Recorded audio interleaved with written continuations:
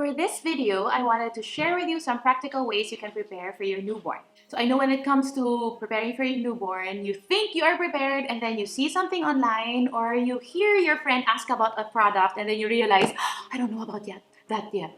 I didn't hear about that. I'm not yet ready." Okay, so here are some practical ways. Number one, discuss with your partner the roles that you will be assuming and what roles will he be assuming and what roles will you be assuming once baby comes. And so different families have different ways of doing things. They have different dynamics. Even within your unit, you have different ways of doing things. Now, when the baby comes, that will also change. So it will be good now to ask who will be doing what, who will do the laundry, who will do the meal preparations, the cleaning, and even the diapering. Yep, we want to discuss that too. Second is arrange for help and outsource what you can. Now, if you're the type who has a hard time delegating and you tend to micromanage, then you might have to adjust. And I'm that type who has a hard time. So what happens is I either micromanage or I either totally just let it go and just forget about it. So it would be good to know how to delegate and to outsource when you can, and to know the right amount of like what you have to oversee and what you can just really let go of and just let it be for now. Okay? Third is to start washing your baby's clothes and linens. So the thing to note here is that you don't have to use expensive baby laundry detergent. Okay? So how do we find good laundry detergent? So a good gauge would be look at the back of the bottle and you check and see the ingredients list. If there are a lot of words there that you cannot understand, then most likely there are a lot of chemicals that you wouldn't want for your baby. So the less foreign alien words, the better. The more words you can actually read and understand, then that's also better. We want to avoid fragrances, artificial fragrances as much as possible. There are some that have natural fragrances, that would depend on you. But for me, it's better to be on the safer side and avoid fragrances, especially artificial ones for now. And no optical brighteners like bleach or anything like that. Now, I know that we want baby to look like he or she is fresh and smells good. And we think the whiter, the better, the brighter, the better. Okay, but no bleach, please. That is very harsh for baby skin too. And sometimes they have smells that when you inhale them, it's not good for you.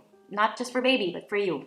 Number 4, buy newborn essentials and diapers. So what I want to remind you of is watch out that you're not trigger happy when it comes to buying things. Like, make sure you have a list.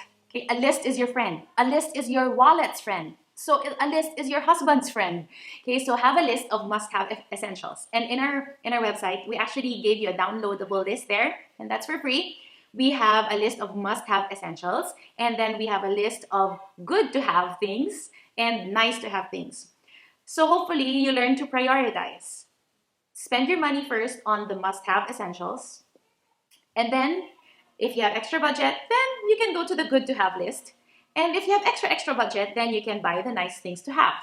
Okay, so those are bonuses. So learn to prioritize and learn to be a good steward of your finances at this point and help your husband. Number 5 is start packing for your labor kit and your hospital bag. So have a separate labor kit and have a separate hospital bag. So the labor kit is for your labor, and hospital bag is for you, for your baby, for your partner during your hospital stay. So I suggest have a foolproof system. Think, if it's my partner or somebody else who's getting something from my bag, will they be able to find it easily? Number 6, prepare a list of emergency contact numbers and make it readily available and readily seen. So emergency contact numbers, I don't just mean the ones that are really for emergency purposes, but also the services that you usually need to call, like if there's laundry, delivery, groceries, food. So you can also have a separate list for all those services that are easily seen. So whoever is there helping you after you give birth, they can just, oh, here's the number, and then call. Number 7, cook and freeze food.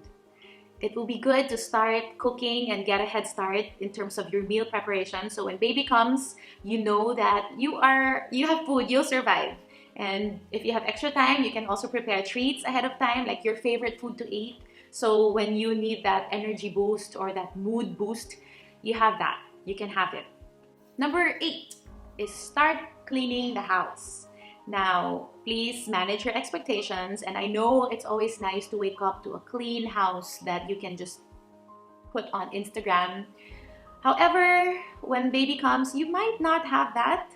But upon your arrival and baby's arrival from the hospital, then it will be good to still come home to a clean and neat and orderly home, right? So start cleaning your house, and again, get that head start. So when baby comes, you don't have much cleaning to do, just tidying up and you're good to go. And you still feel there's peace and order in your home. Number 9, make arrangements for your older kids, if you have older kids, or young kids, or if there are other siblings, then make arrangements for them. And if you have pets, then make arrangements for your pets. Okay, so I'm not trying to put babies and categories and babies and pets in the same category, though some of you who might have a lot of other kids feel that way sometimes, but I'm not making that point. So if you have older kids, make sure, or if you have pets, make sure that you know who can stay with them while you are still in the hospital and while your partner is in the hospital. So make arrangements as early as now. And finally, number 10 is to spend time with your partner and with the rest of your kids, again, if applicable. I know that now you will tend to prepare like all the 1, 2, 3, 4, 5, 6, 7, 8, 9. I have to clean the house, I have to wash baby's clothes, I have to prepare food. But please carve out time to spend with your partner and with your family, because when baby comes, it will be a lot of your energy and your time will be spent on baby. So it will be good to enjoy. You have the luxury of just really enjoying at this time being with your partner. So spend that time, that unhurried, relaxed time, and learn to chill with your family. So those are 10 things that I hope can help. Those are 10 practical ways that you can prepare for your newborn's arrival, and I hope that helps you. If you have questions, then just message us, and hopefully there are questions we can answer and help you with. Enjoy preparing!